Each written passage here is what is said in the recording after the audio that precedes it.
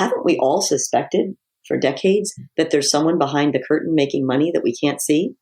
Well, it's time to pull back the curtain and discover the group purchasing organizations, GPOs, and the pharmacy benefit managers, the PBMs, who are, 7 companies now in America are making in excess of $200 billion in revenue each.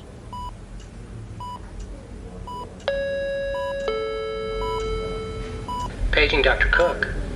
Paging Dr. Cook. Dr. Cook, you're wanted in the OR. Dr. Cook, you're wanted in the OR.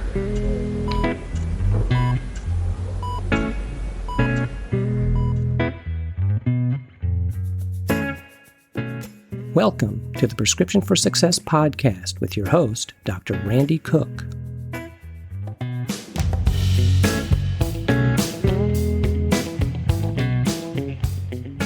Hello, everyone, and welcome to Prescription for Success. I'm Dr. Randy Cook, your host for the podcast, which is a production of MD Coaches, providing leadership and executive coaching for physicians by physicians to overcome burnout, transition your career, develop as a leader, or whatever your goal might be. Visit MD Coaches on the web at mymdcoaches.com because you're not in this alone. Well, on today's episode, we're offering a replay of the captivating conversation with Dr. Marion Mass that we first offered about 2 years ago. In fact, it was recorded during the days that we first realized that COVID-19 was officially a pandemic. It's a very informative discussion with one of the most well-informed physicians I know on the subject of pharmacy benefit managers. So let's listen as Dr. Marion Mass shines the light on a very dark subject.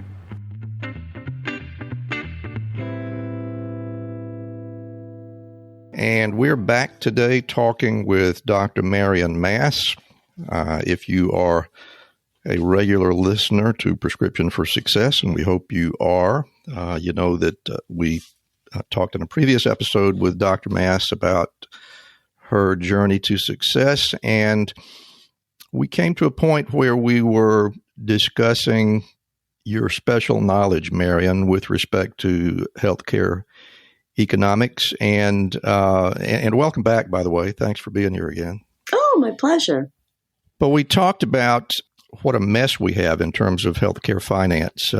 Just looking at some of the figures, beginning in 1960 and progressing to 2017, the increase in cost has just been astronomical. In 2017, the cost of healthcare for Americans in total was $3.5 trillion or $11,000 per person. It's a lot of money. It is estimated, projections by the Center for Medicare and Medicaid Services, it is projected that by 2027, that figure will be $6 trillion or 19% of gross domestic product. So, Dr. Marion Mass, where is all that money going? Well, how about we just start with what I think is the lowest hanging fruit that's taking up the largest percentage of that money. Can we start there? Let's do. And actually, what timing, I'm not going to say what luck, because it's terrible luck for the whole country and the world right now in dealing with the coronavirus outbreak. It's a very serious issue. But what the coronavirus outbreak is doing in America is it's exposing the very biggest drivers of cost, which are at the same time, in addition to costing America $200 billion a year, hidden covert middlemen in the pharmaceutical and medical supply chains. They're being exposed because we're discovering that we have very fragile medical supply lines, and that because of those fragile medical supply lines, we have a huge reliance on China for our supplies. And we are... Let me just interrupt you for a minute. I suspect that a lot of people are going to be surprised that we're headed straight to this area of supply chain. Because if you ask most Americans, why does it cost so much? They'll say, well, clearly the hospitals are costing so much because they see their hospital bills when they get out. Clearly the doctors cost too much because they get a bill from their doctor when they go in for what seems like a simple visit. I don't think they're quite as aware of drug cost because they kind of get hidden within insurance plans and that sort of thing. But you're taking us right to that very spot, the issue of pharmaceutical supply, if I'm understanding you. Pharmaceutical and hospital supply. Yes. Okay, go ahead. So I think what we need to do is, and I know this is going to take everyone some time, and I know it's a complicated issue, but I think it's really worth it for people to understand the pharmacy benefit managers and the group purchasing organizations. I've been... Those are terms that are probably unfamiliar to virtually all consumers of healthcare services, and I suspect quite a few physicians are unfamiliar with those terms, wouldn't you say? Well, not anymore, because I actually say now that thousands are more familiar. And I want to tell everyone, don't feel bad. It's going to take you a little while you may even have to listen to this podcast twice, dare I say. And I know that's a lot, but after studying the system for over a decade, and after studying this particular issue for 2 years and having some wonderful help from people who introduced it to me, it took me a while to get this. And I think I usually pick up things pretty quickly, but it's convoluted. And I think it's on purpose. I mean, haven't we all suspected for decades that there's someone behind the curtain making money that we can't see? Well, it's time to pull back the curtain and discover the group purchasing organizations, GPOs, and the pharmacy benefit managers, the PBMs, who are, 7 companies now in America are making in excess of $200 billion in revenue each on average and not providing much value. So who goes first, the pharmacy benefit managers or the GPOs? Actually, how about we let history go first? Is that okay? All right. That's great. Right. So I have to decide how these, I knew you'd like that. I mean, you're sort of like a classicist, and I can tell you know your history. I know a little bit about the history of these companies now. So in the early part of the 1900s, group purchasing organizations were formed. If you think about things that happened in the early 1900s, things like, the flu pandemic back then, right? Hospitals were becoming a source for people to have to go to get their medical care. And even back then, hospitals had, a lot of supplies, bandages, bed sheets, bedpans, vomit buckets, you name it. And the hospitals needed almost like a Rolodex of suppliers so that they could get a good deal on their supplies, almost like a Costco for hospitals. And that's what the GPOs were. And then, through the 1900s, if you think about the evolution of medicine and how things changed, we had antibiotics added, right? We had, surgical procedures added. Randy, in our last episode, we talked about that I went to Duke Med School, and that's the king of surgery training right there. The Mecca, yeah. Yes. I mean, people, the man that was at the head of Duke, Dr. David Sabiston, when I was a med student there, he did the very first bypass operation ever. He didn't get credit for it because his patient was sicker than the other person who got the credit, but he did the very first bypass ever. Think about that. Astounding. So all of these changes have happened in medicine. The surgical procedures where devices were added, you think about cardiac devices and orthopedic devices. All of these changes in medicine have happened. And the other change that happened over time has been that group purchasing organizations consolidated. And then now we are at a spot where there's 4 big companies. And I'd like to name them because people should know about them. I want you to all remember the names Vizient, Premier, Health Trust, and Intolare, and especially Vizient and Premier because those 2 are gigantic companies. So 4 companies now are at a spot where they control 90% of all of the supplies that get into hospitals and nursing homes. So I don't just mean the bandages that I talked about. I mean the masks, the gowns, the testing kits. Interesting, right? Let's get back to that later. The testing kits, the drugs. If you need to be hospitalized and need antibiotics, those drugs are controlled by the group purchasing organizations as well. The solutions, salt water, normal saline, bicarb solution, magnesium solution. 4 companies controlling 90% of not just the hospital, but also the nursing home supplies. The big Rolodex used to work as a Costco type arrangement. Now let's take a break from them, but keep those in the back of your mind. Let's tuck them in a corner. Put them in a little package in your mind, those 4 companies controlling 90% of all hospital and nursing home supplies. Let's put those GPOs in a corner and let's talk about pharmacy benefit managers, PBMs. Everyone listening will probably be more familiar with pharmacy benefit managers or PBMs because they know the names of the biggest 3 PBMs. They are CVS Caremark, Optum, and Express Scripts. Now, what do PBMs do? Well, they do a lot of things. But one of the main things that PBMs do is they make up the formularies. Randy, do you want to explain what a formulary is? The formulary is the list of drugs that you can have here, whether it be a hospital or in the pharmacy or in the doctor's office or whatever. But there is a list that you can pick from. There may be many generics available, but our formulary carries this and only this. Is that pretty good? Okay, so Randy, let's be a little bit more specific about the formularies, because the formularies are, you're right, they're the list of drugs that we can use, but they're the list of drugs, moreover, that the insurance company covers. Will pay for.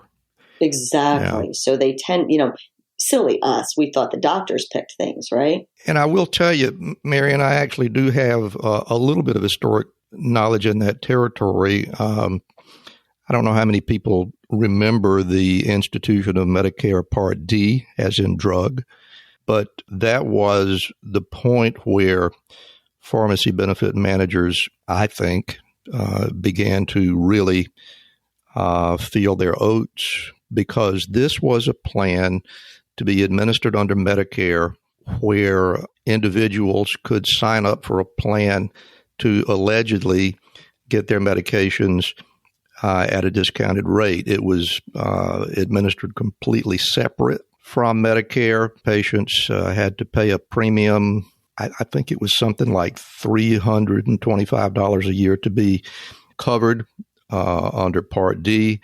And then whomever you contracted with at that point would make drugs available from a formulary, allegedly at a discounted price. So this whole explosion of importance of the pharmacy benefit managers, in my opinion, actually had its beginning with Medicare Part D, which was an attempt to make drugs more affordable for Medicare recipients.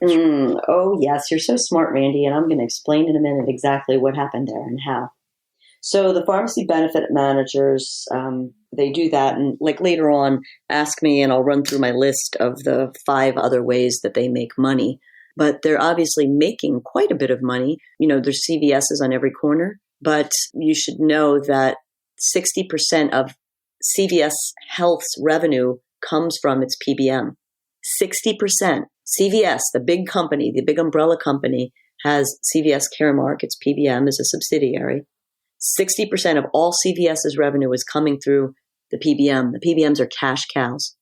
Cash cows. That's a big surprise to me. I've always been under the impression, or had been up to now, under the impression that CVS and the big box drugstores were making their money off toothpaste and things like that. But no.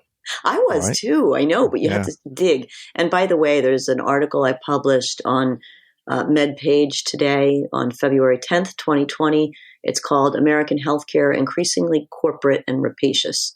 And this goes through all of that. So if anyone feels like, okay, I'm done listening to the voice of this woman and Randy, I'm done listening to the two of them talk, I'd rather read something, then you can include this when you put out the podcast. That would be great. Indeed, we will. Yes. Hi, I'm Rhonda Crow, founder and CEO for MD Coaches. Here on RX for Success, we interview a lot of great medical professionals on how they grew their careers, how they overcame challenges, and how they handle day-to-day work. I really hope you're getting a lot of great information. But if you're looking for an answer to a specific problem, management or administration challenge, or if you're feeling just a bit burnt out, like maybe you chose the wrong career, well, then there's a faster way to get the help you need. No, it's not counseling, it's coaching. RX for Success is produced by MD Coaches, a team of physicians who have been where you are. I know you're used to going it alone, but you don't have to. Get the support you need today. Visit us at mymdcoaches.com to schedule your complimentary consultation. Again, that's mymdcoaches.com, because you're not in this alone. We'll get back to our interview in just a moment, but right now I want to tell you a little bit about Physician Outlook. If you haven't discovered this remarkable magazine, please do so very soon. It was created by physicians, for physicians, to showcase the intersection between clinical and non-clinical interests, whether it's writing, painting, cooking, politics, and dozens of other topics.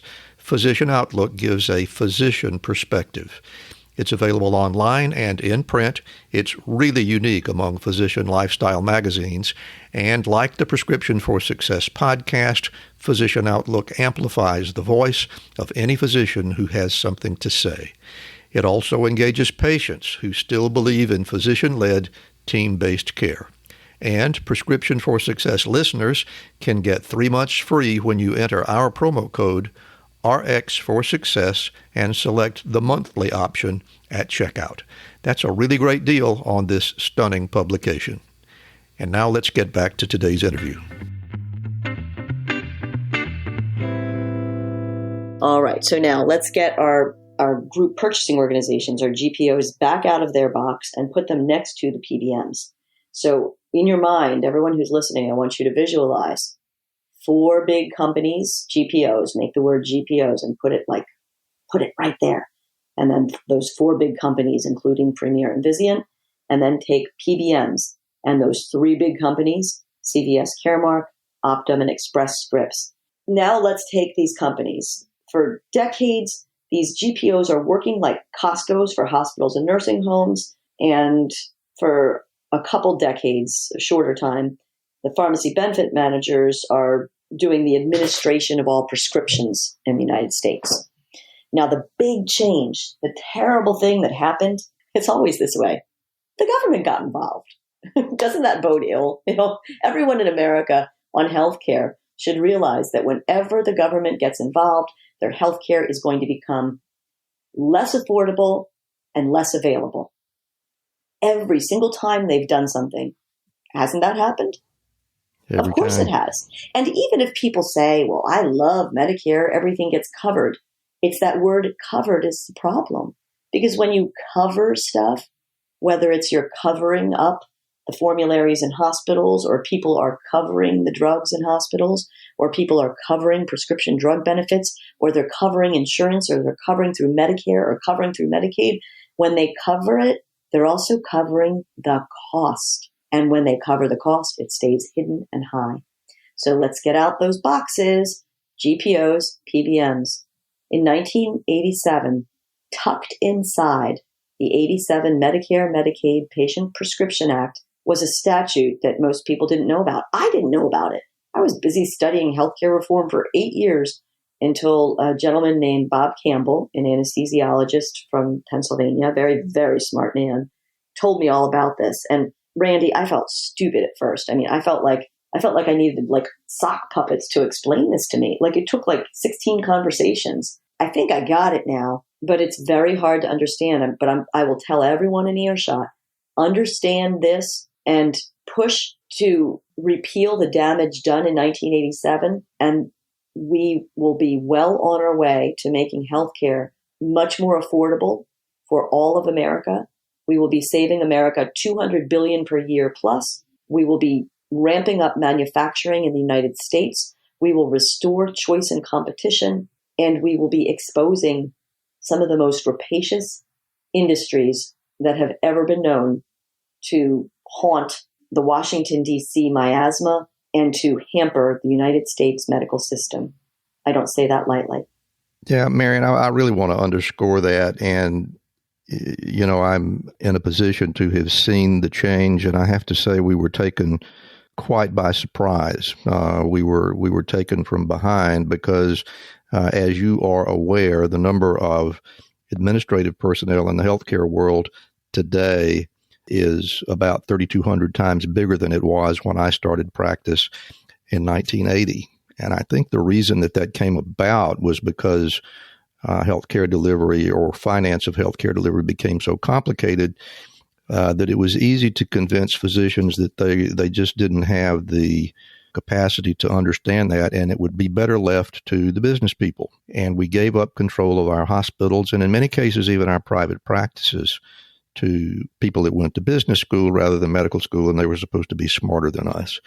And I would like to make the case, I think you're making the case, that anybody that can do arithmetic is very capable of understanding these things, and they should, starting right now, begin to educate themselves, because these things are extremely important. And I apologize for interrupting you with that speech, but I just think it's extraordinarily important that people understand that.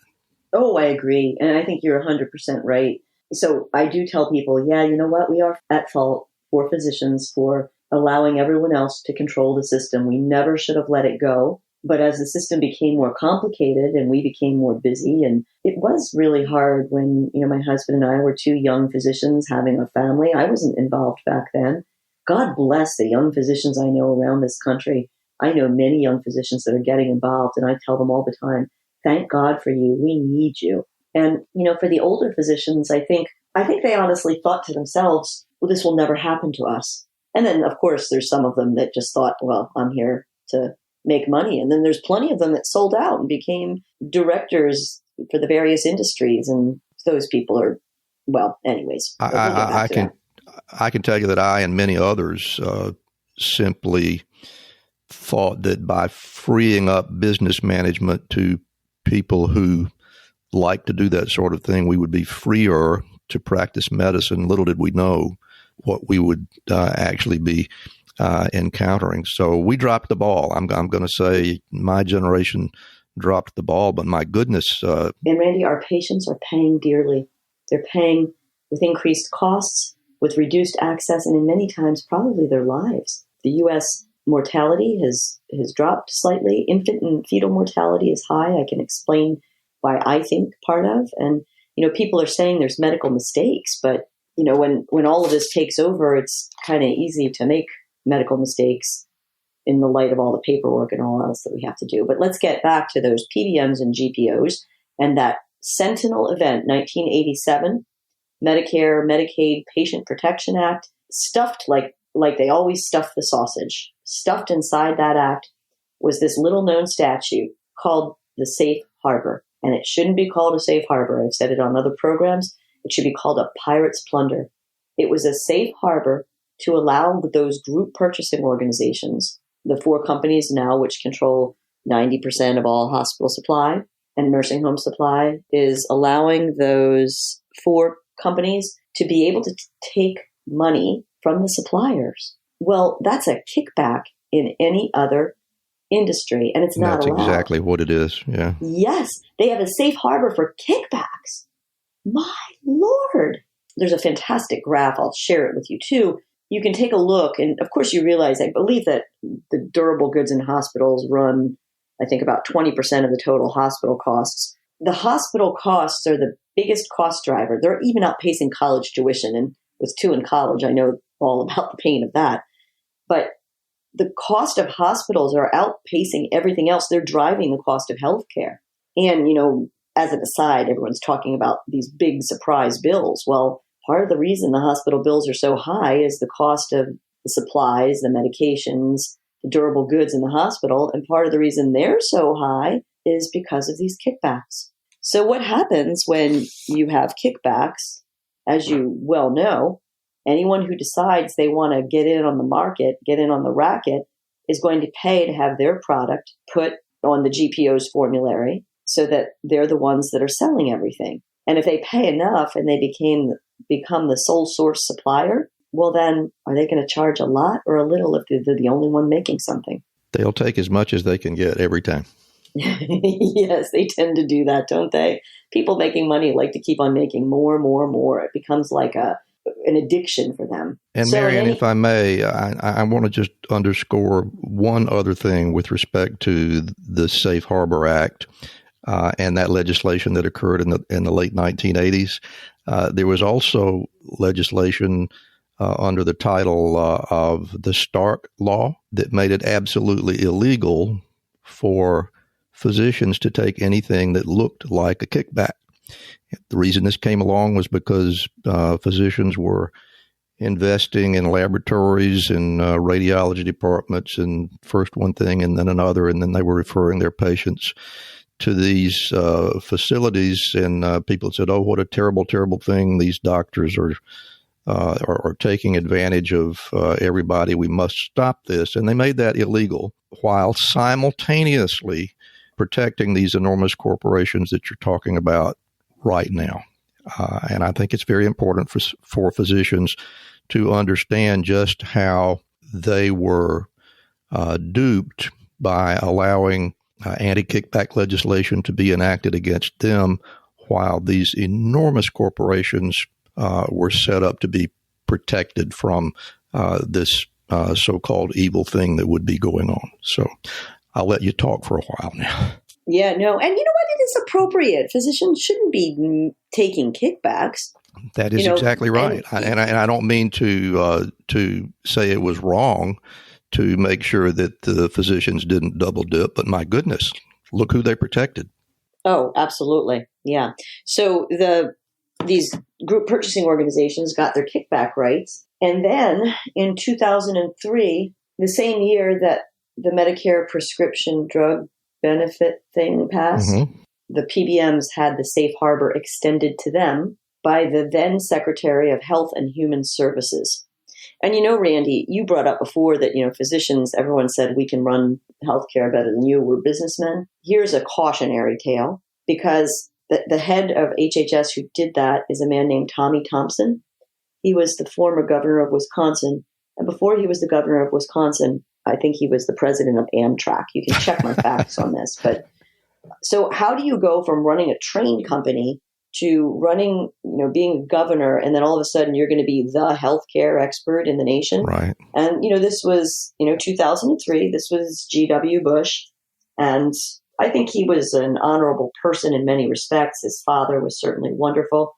So in 2003, G.W.'s HHS secretary launched the prescription drug program on America. The same year, and the same person, the same HHS secretary, unrolled the prescription drug program and unrolled the safe harbor for PBM kickbacks. So interestingly enough, they don't call them kickbacks. I think they find it distasteful. They call them rebates. Look at this. The safe harbor, they make it sound nice, right? Rebates, they make it sound like the patients are getting them. Are you getting any rebates, Randy? Not yet. Are your patients getting any rebates? I'm sure the check's in the mail. Yes. Are your patients spending less on prescription drugs? No. They're spending more on prescription drugs, and hospital bills are higher than ever. And I think it's in part because of these legalized kickbacks. The other thing that, we pointed out is that we now have the ability for people to just buy sole source contracts. And in a couple years after the 87 safe harbor for GPOs, within, less than a decade after that, we started to see drug shortages. Everyone in America should be asking themselves, why does America have drug shortages? This feels like an episode of the television show MASH. I mean, this one, I'm so glad you're bringing this up, because this drug shortage thing has just been, I just never dreamed that I would see anything like that. So go ahead and tell us how it happened. Well, I mean, if you can get your supply line, if you're the pharmaceutical company or the manufacturer of surgical gowns or masks or testing kits of any kind, if you're the manufacturer of any of those, you are going to wheel and deal with the GPOs. And they're probably going to, who knows? No one knows, because no one's seen the contracts. The contracts have never seen the light of day.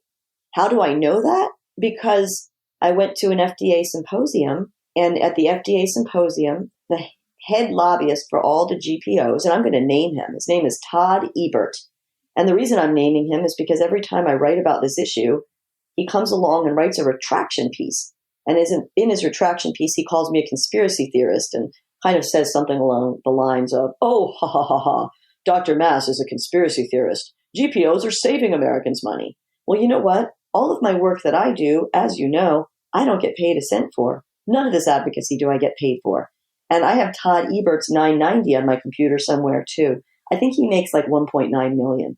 Well, that doesn't seem fair. He's this big, tall Danish man, and he's calling me a conspiracy theorist in the press, and he has a lot of power, and I'm just a lady in a bathrobe trying to expose people who are costing America money. All right, so anyway, let's go back. This idea that if you want your product into a hospital or a nursing home, or if you want your product onto a drug formulary, you have to pay to get it there. It's pay to play. And if you're a big company, or if you have enough money, you can pay the big bucks, and then you get to be the only one who's making the drug or the supply or whatever it is. And how does this affect Americans? Well, let's say that you're a woman and you're pregnant and you're going into labor early at 32 weeks and your blood pressure is sky high. So you have preeclampsia, which is a dangerous condition. You're pregnant and you're going into a situation of high blood pressure, and you show up at the hospital 32 weeks pregnant. Well, the first thing they should do is give you some normal saline to hydrate you, because hydration decreases the risk of premature delivery and will potentially drop your blood pressure slightly. But there's a shortage of normal saline. Look it up. There's 150 drugs and solutions on the shortage list. I can provide the list, and they're critical things. And who would have ever dreamed that we would run out of salt water, right? Sure. And we already had, starting in 2014, saltwater shortages.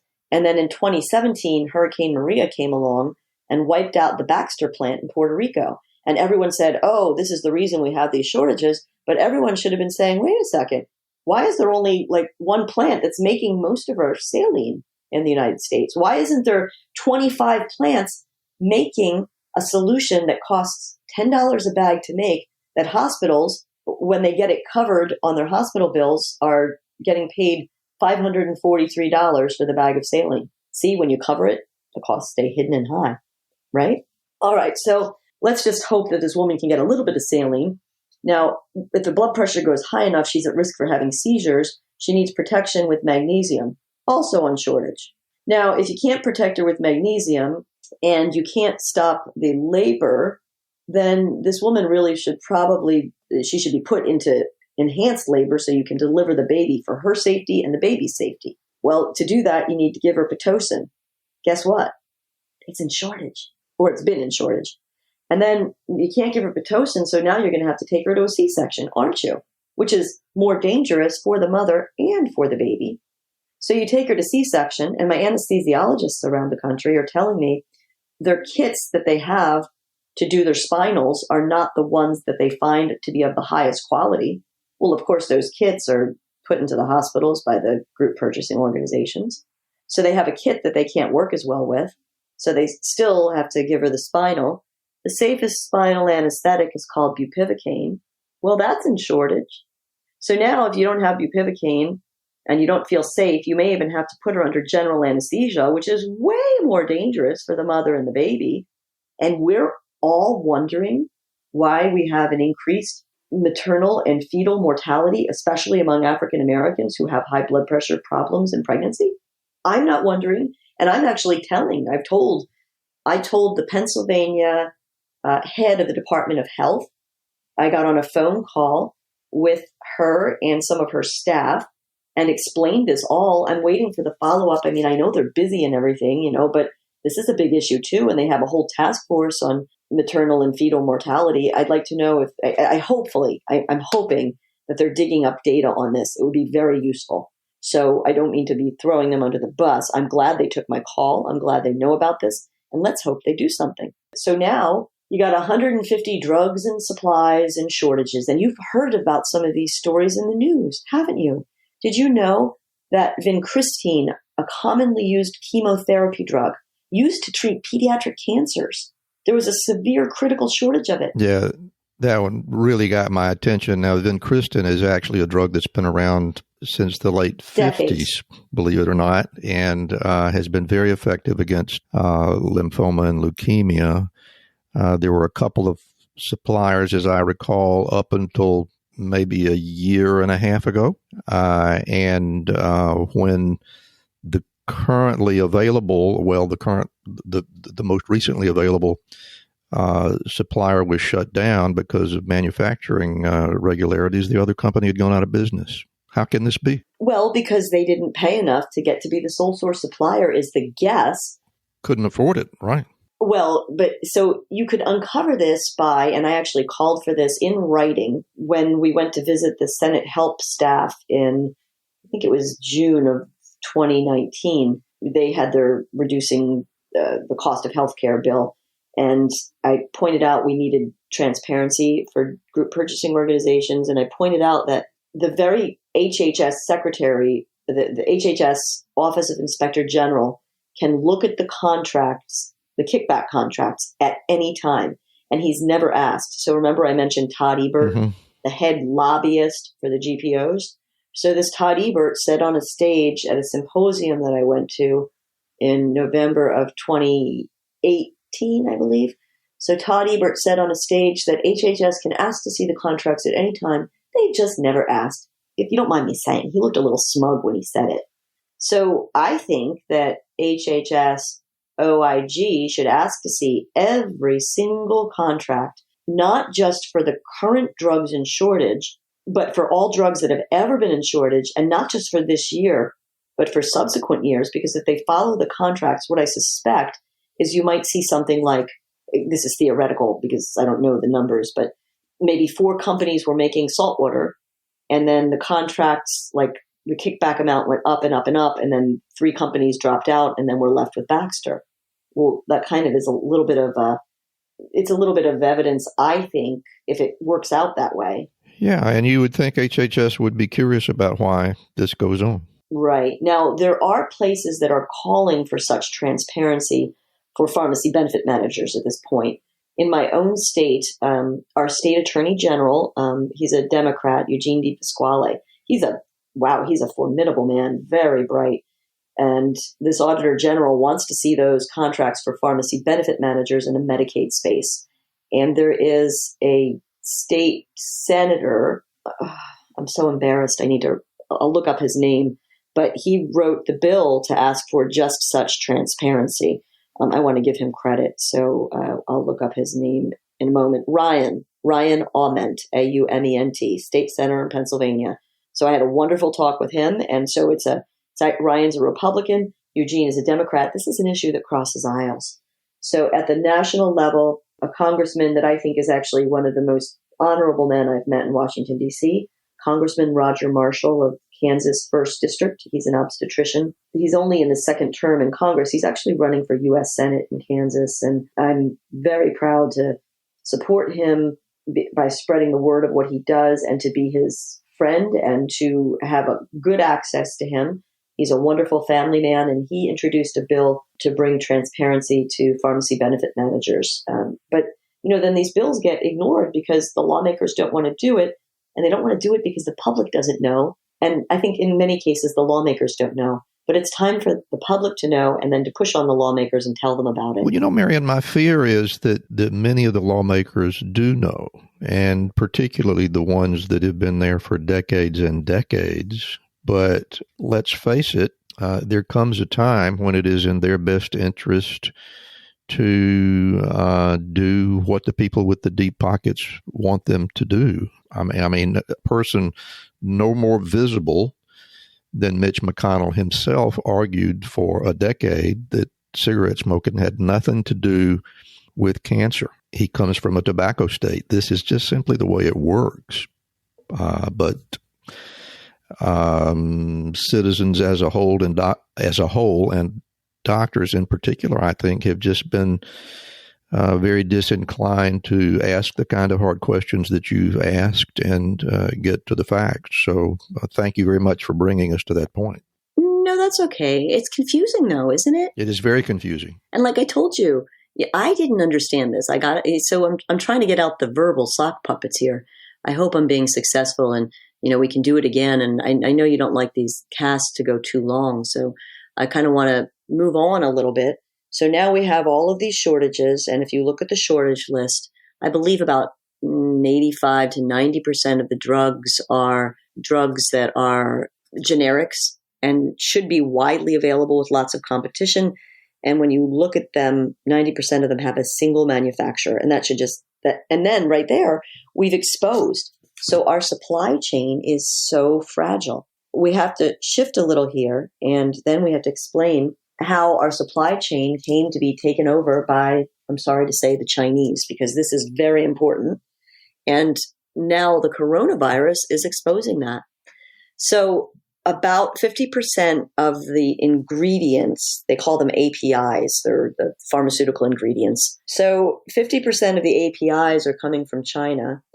And in addition, at this FDA meeting that I mentioned that I went to, our pharmaceutical industry, because they're spending so much in the kickbacks, and by the way, like just to use an example, insulin, you know how everyone's talking about the cost of insulin? Yep. If you look at the cost that the pharmaceutical company is making, it's like a flat line. And if you look at the cost of insulin, it is a steep going upward line. The difference between the two is the kickbacks. And it's about 3/4 of the cost of insulin now is made up by these kickbacks. So America can actually afford insulin. They can't afford the kickbacks. I'm not going to give my profession a full pass.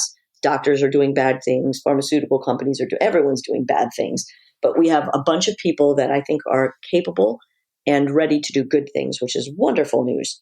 So anywho, there we were. Pharmaceutical companies, in order to save money, are outsourcing to other companies, other countries, including China especially, and India. So did you see last year, Randy, in the news, there were 2 recalls, losartan, yes, a very commonly used medication for high blood pressure, and Zantac. I mean, I give Zantac to babies. Both losartan and Zantac were contaminated with carcinogens. Both losartan and Zantac were manufactured in China, where we have no oversight. No. So the product quality is in question, and then the ingredient quality is in question. And then now let's take it to another level. It's not just the pharmaceuticals, but it's the durable goods. I believe it's Cardinal. It's a big distributor. They're a little different than the GPOs and the PBMs, but they announced a recall last month. This was not due to contamination by coronavirus, but I believe Cardinal, once again, we should verify this, but I believe they own a factory in China that makes surgical gowns. Well, they had to recall 9 million surgical gowns. This has done so little.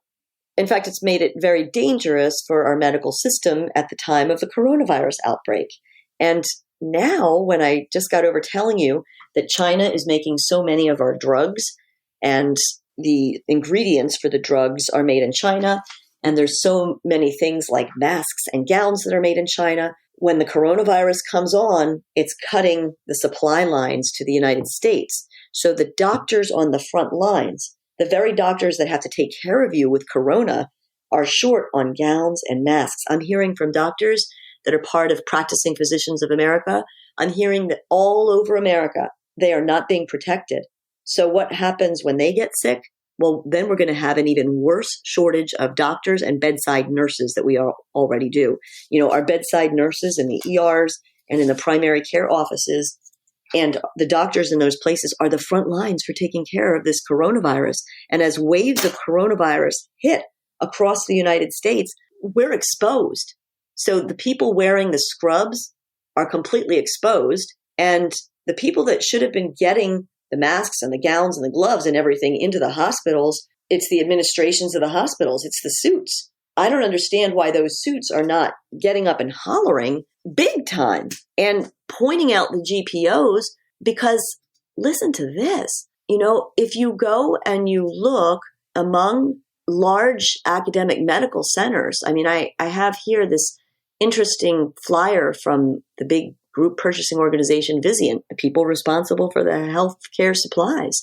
This is a health system consortium that they had at their CEO executive board meeting. Well, it seems like every academic center in the United States sent someone to this thing, so they must have connections with the group purchasing organizations. I don't know why someone at every academic center and every hospital hasn't figured out this racket. Why am I figuring out this racket? So all of these suits are letting their bedside nurses and their doctors be on the front line, and we're exposed. we're exposed to more sickness at a time of shortage. We already have a shortage of doctor and nurse time. You know that. We have shortages of medications. I just got over explaining that. We're having an exacerbated shortage of medications because of the pharmaceutical ingredients coming from China. We're having an exacerbated shortage of the gowns and the gloves and the masks. And we're about to have a shortage of the physicians get worse because if we get exposed and we get sick, who's there to take care of America? These doctors in the front line need protection. Can I tell you something really scary? Yes, please do. So someone pointed this out. It appears as though some lawmakers know about this. I was told that Marco Rubio, the senator from Florida, was on a television show last night and again this morning. And this morning being, let me point this out to the listeners, this morning being March 12th. Yes, March 12th. And they announced that they've been monitoring the supply chains and 20 different essential drugs that are either produced or source their main ingredients from China. And then they brought up, there's an article, there's something called China's, I don't know that I'll say the name right, Xinhua News, Xinhua, the Xinhua News.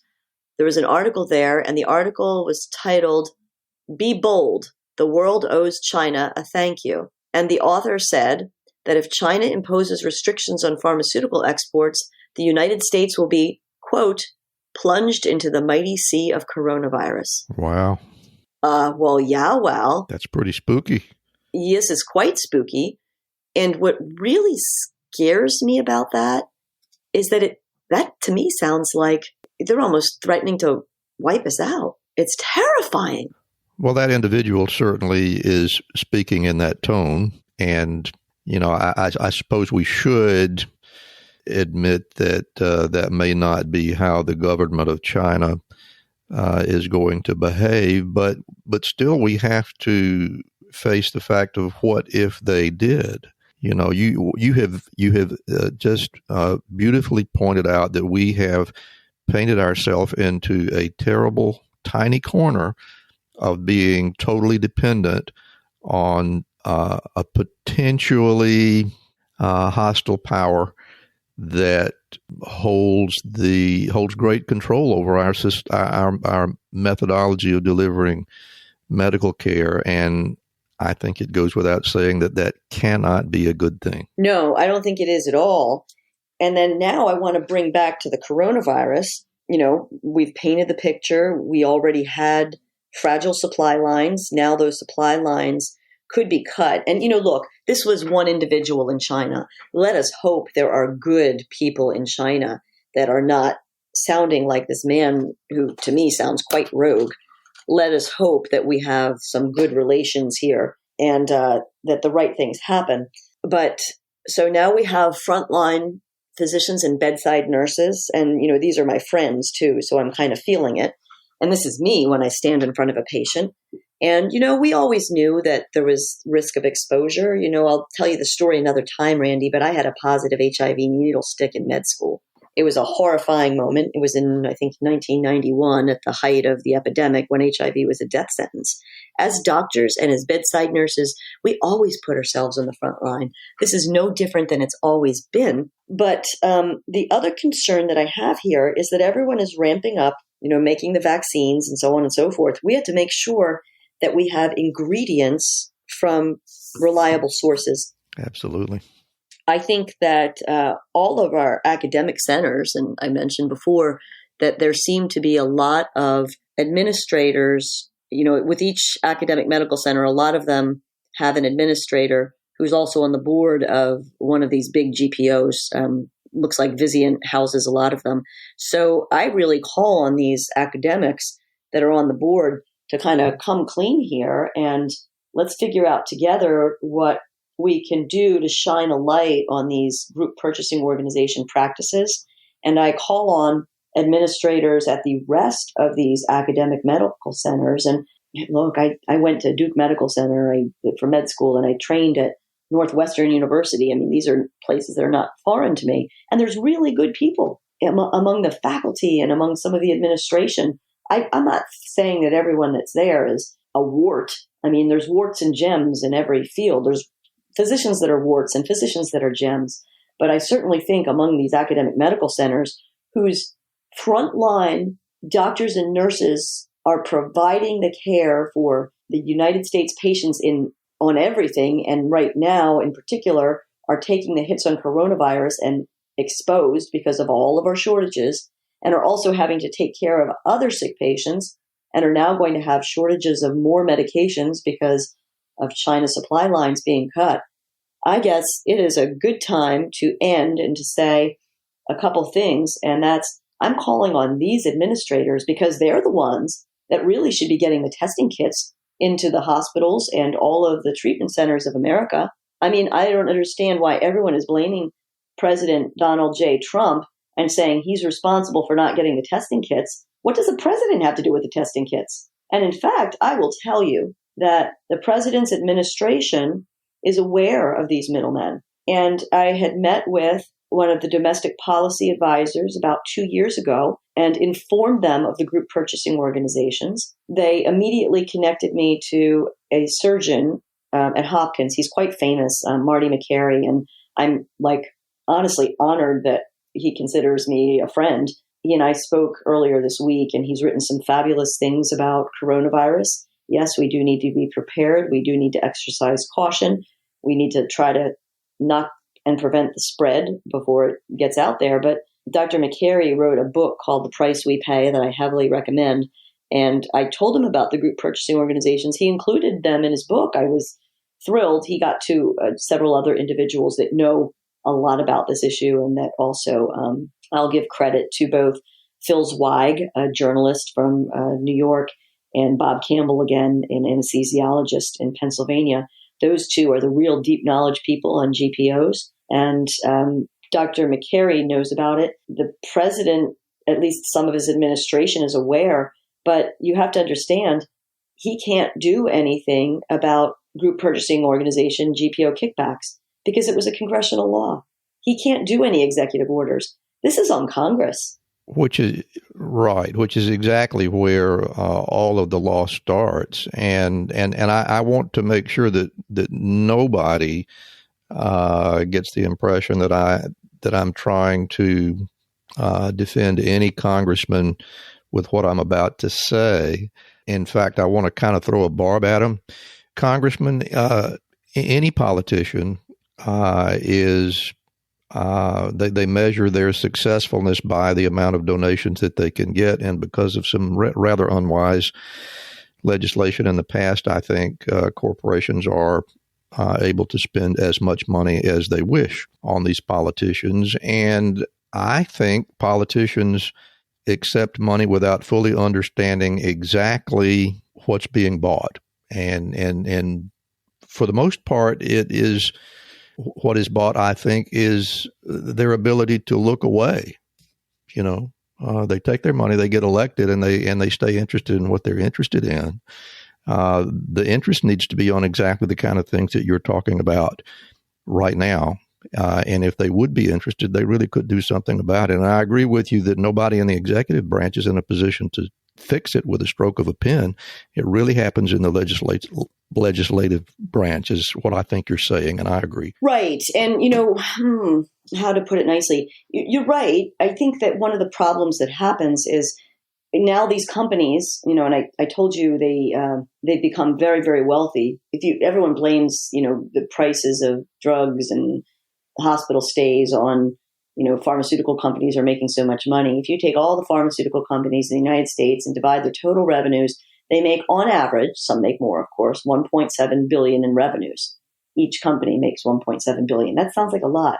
Remember those 7 companies, the 4 GPOs, including Premier and Vizient, and the 3 PBMs, including CVS Caremark, Optum, and Express Scripts. Those 7 companies, their average revenues, $200 billion. And by the way, they don't do any manufacturing. They don't do any research. And they're not even shuttling the drugs around. They're not doing the distribution. They have hired henchmen for that. So as to what could happen when they make so much money, well, they do what Todd Ebert, the head of GPO supply chain lobbyists, do. They run around telling everyone, we're saving money. And if you're down in Washington, D.C., and you have to worry about coronavirus and you have to worry about American sovereignty, and you have to worry about the stock market, and you have to worry about the price of tea in Arizona, and you have everything to worry about, and you have someone who walks into your office probably once a week, who knows, maybe even every day, and says, oh, don't worry about it, we're saving money, and by the way, let's go out for dinner, and then, the next thing you know, someone connected to that company slipped you a little donation. Well, what are you going to do? I just think they're misinformed. And I think if we the people, Randy, we the people become informed, and we call our congressman and say, yoo-hoo, votes are more important than cash. They always have been. And we the people are your bosses. And it's time for you to make kickbacks illegal again, because these kickbacks are costing us $200 billion a year, forcing jobs to be shipped overseas. And we want those good jobs back here in America, because those would be wonderful manufacturing jobs across like a broad variety of Americans, assembly line jobs all the way up to, good managers, etc. And we're at risk because we have a fragile supply line because of these kickbacks. And in addition, we're wasting so much money on these kickbacks themselves. We could be using that $200 billion a year that the kickbacks are costing, and we could be putting it towards curing cancer, curing Alzheimer's, fixing the coronavirus epidemic, making gowns, making gloves, making masks. How hard is it? For the love of God, make kickbacks illegal again. Well, Dr. Marion Mass, I want to thank you for beginning to sound this alarm, and I want to thank you for spending a little more of your valuable time with us today. It has been just as enlightening as our previous interview, and I can see that we might want to have you back in the future as things progress, and we can take our temperature, if you will, from time to time and see if we're making any progress on that. So if you're agreeable, we will keep you in mind for future shows. That would be great. Wonderful. Before we go today, as always, I want to make sure that I give you an opportunity to tell our listeners how to find you and how they should follow you with email addresses or whatever contacts you would like to put out there, if you would like to go ahead with that right now.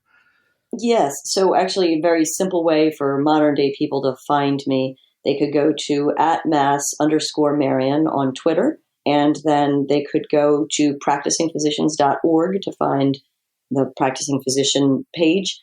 And then Practicing Physicians of America is part of the larger Free to Care network. It's a network of multiple groups. Now all these groups are growing, but I'm guessing we're 40,000 plus doctors and 3 million lives at Free to Care. And you can find the number 2 care.org. You can find me on LinkedIn. I'm usually by my name. I'm pretty transparent. And let's make this happen, America. Let's take back medicine for patients and for the profession of medicine. Thank you so much for joining us today. As always, we really appreciate a review from you, and a 5-star rating helps us a lot as well. These ratings give our show much more visibility, and they help us reach many more listeners as well. And if you'd like access to exclusive content, just head on over to our Patreon page, where you can see membership-only material, including personal rapid-fire Q&A sessions with our guests and more. Never want to miss a future episode? Just visit our website at rxforsuccesspodcast.com to subscribe, and while you're there, you can offer your very own prescription for success as well. As always, special thanks to Ryan Jones, who created and performs our awesome theme music. And remember, be sure to fill your prescription for success with my next episode.